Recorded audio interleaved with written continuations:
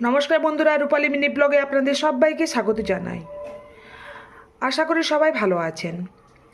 অন্য দিনের মতো আজও নিয়ে এসেছি একটি সুন্দর ধরনের রেসিপি আপনার সামনে। এই যে দেখুন, মটরশুঁটি খুব তরতাজা আছে। এই মটরশুঁটি আজ মটরশুঁটি ঘুগনি বানিয়ে আপনাদের দেখাবো। এর জন্য কি কি উপকরণ নিয়েছি দেখে নিন, আর এটা কিভাবে বানাচ্ছি দেখতে থাকুন পুরো ভিডিওটা। মটরশুঁটি ঘুগনি বানানোর জন্য উপকরণ নিয়েছি 500 গ্রাম মটর। এই যে দেখুন, খোসা ছাড়িয়ে ধুয়ে নিয়েছি। এখানে নিয়েছি একটা আলু, খোসা ছাড়িয়ে ছোট ছোট আকার করে কেটে নিয়েছি এবং জল দিয়ে ভালোভাবে ধুয়ে নিয়েছি। এখানে নিলাম জল, সর্ষের তেল পরিমাণ মতো লাগবে, টমেটো কুচোনো আর কাঁচা লঙ্কা চিড়ে রাখা। এখানে সামান্য লাগবে ফোড়ন, নুন, কুচনো ধনে পাতা, এটা আমি ধুয়ে নিয়েছি আগেই। কালারের জন্য লাগবে কাশ্মীরি লঙ্কা গুঁড়ো। এখানে নিয়েছি গরম মশলা, ধনে গুঁড়ো, জিরে গুঁড়ো আর হলুদ গুঁড়ো। এবারে রান্নাটা শুরু করা যাক। রান্নার জন্য গ্যাস অন করে নিলাম, কড়াই বসিয়ে দিয়েছি। কড়াইয়ের মধ্যে দিয়ে দিলাম জল 1 গ্লাস, পরিমাণ মতো দেব নুন। এবারে জলটা ফুটে ওঠা পর্যন্ত অপেক্ষা করতে হবে। কড়াইয়ে জল ফুটে উঠেছে। এবারে কেটে ধুয়ে রাখা আলু এর মধ্যে দিয়ে দেব।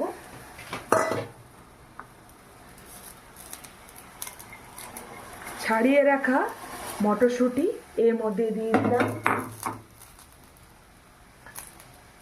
চিড়ে রাখা কাঁচা লঙ্কা এর মধ্যে দিয়ে দিলাম। এবারে মোটামুটি 5 মিনিট ধরে সেদ্ধ করে নেব। 5 মিনিট পর আবারও ফিরে এলাম। এই যে মটরশুঁটি আর আলু দেখুন সেদ্ধ হয়ে গেছে আর জল কমে গেছে। এবারে কড়াই থেকে আমি উঠিয়ে নেব।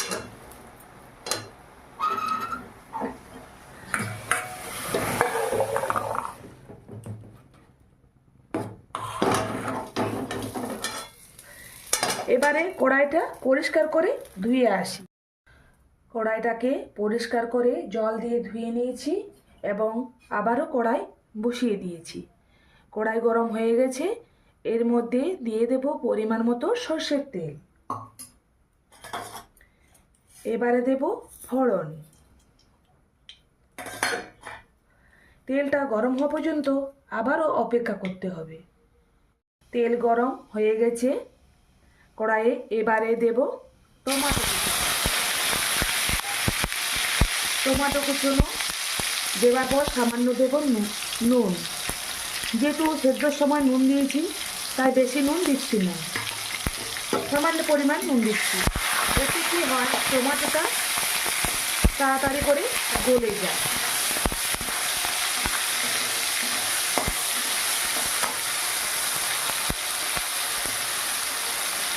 আর সব মশলা একে একে এবারে দিয়ে দেবো। প্রথমে দিলাম কাশ্মীরি লঙ্কা গুঁড়ো, হলুদ গুঁড়ো, জিরে গুঁড়ো, ধনে গুঁড়ো, গরম মশলা গুঁড়ো। আমি এখানে আদা, পেঁয়াজ, রসুন আমি কিছুই ব্যবহার করছি না। আমি এটা সম্পূর্ণ নিরামিষ রেসিপি বানিয়ে আপনাদের দেখাচ্ছি। আপনারা চাইলে এটা পেঁয়াজ রসুন দিয়ে বানাতে পারেন। আমি অন্যদিন আপনাদেরকে বানিয়ে দেখাবো এই পেঁয়াজ রসুন দিয়ে কীভাবে মটরশুঁটি ঘুগনি বানাতে হয়। এইভাবে দেখুন কিছুক্ষণ কষিয়ে নিলাম। যেহেতু টমেটোতে জল বার হয় তাই আমি নতুন করে কিছু জল দিচ্ছি না। দেখুন কালারটা কি সুন্দর এসেছে না।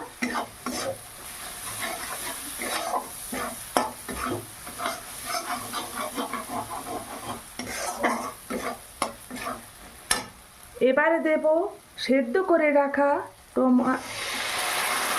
মটরশুঁটি আর আলুটা।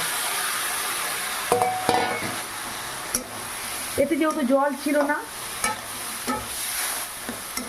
তাই কষানোটা ভালো হবে। এইভাবে বেশ কিছুক্ষণ ধরে নেড়ে ছেড়ে কষিয়ে নেব। অনেকক্ষণ ধরে কষানোর পর দেখুন সাইড থেকে তেল ছেড়ে দিয়েছি। এবারে দেব পরিমাণ মতো জল। আপনারা যে যেমন পছন্দ করেন ঘুগনি, কেউ পুরো কেউ পাতলা, সেভাবেই আপনারা জল দেবেন। আমি এখানে বেশি ঘনও করব না, আবার বেশি পাতলাও করব না।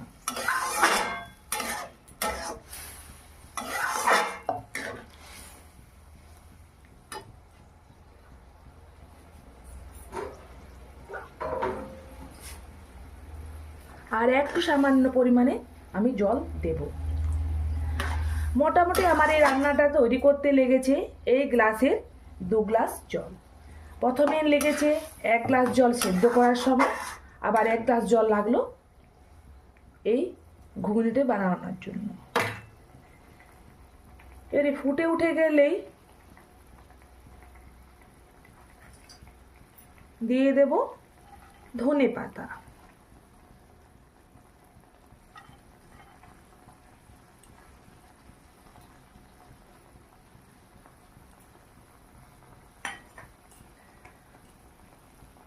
আমি আর নাড়াচাড়া করছি না, এভাবে কিছুক্ষণ ফুটে উঠে গেলে তৈরি হয়ে যাবে আমার বানানো মটরের ঘুগনি। আমি তো তৈরি করে নিলাম মটরশুঁটির ঘুগনি। এই যে দেখুন মটরশুঁটির ঘুগনি। আপনাদের কার কার পছন্দের এই মটরশুঁটি ঘুগনি কমেন্ট বক্সে গিয়ে অবশ্যই জানান। আর যারা নতুন দেখছেন আমার ভিডিওটা, এখনও সাবস্ক্রাইব করেননি, তারা চটজলদি করে সাবস্ক্রাইবটা করে দিন। আর আমার এতক্ষণ ধরে ভিডিওটা দেখার জন্য আপনাদেরকে অসংখ্য ধন্যবাদ। সবাই ভালো থাকবেন, সুস্থ থাকবেন। দেখা হচ্ছে এইরকমই কোনো মজাদার রেসিপি নিয়ে আপনার সাথে। ততক্ষণের জন্য আসছি। নমস্কার।